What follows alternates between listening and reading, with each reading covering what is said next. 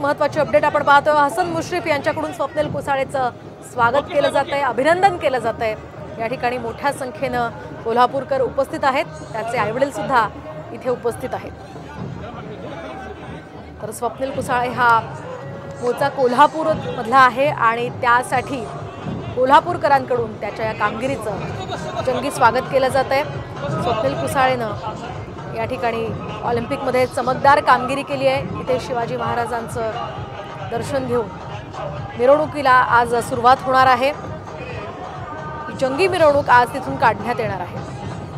तर सुरुवातीच्या काळात स्वप्नील कुसाळे हा रेल्वेमध्ये टीसी म्हणून कार्यरत होता। 28 वर्ष नेमबाजाची ही त्याची कारकीर्द आहे। 2012 पासून आंतरराष्ट्रीय स्पर्धांमध्ये भारताचं स्वप्नील प्रतिनिधित्व करतोय। स्वप्नील कुसाळे 2015 पासून मध्य रेल्वेमध्ये कार्यरत आहे। 2008 मध्ये अभिनव बिंद्रानं खरं तर ऐतिहासिक सुवर्ण पदक जिंकलं होतं आणि त्यानंतर आता 2024 मध्ये स्वप्नीलला प्रेरणा मिळून त्यानं सुद्धा हे पदक जिंकलेलं आहे। तर 2008 मधल्या अभिनव बिंद्राच्या मॅचसाठी स्वप्नीलनं 12वीचा पेपर सुद्धा बुडवल्याचं त्याने एका मुलाखतीमध्ये म्हटलेलं आहे। आपण सध्याची दृश्य पाहतोय कोल्हापूरमधली।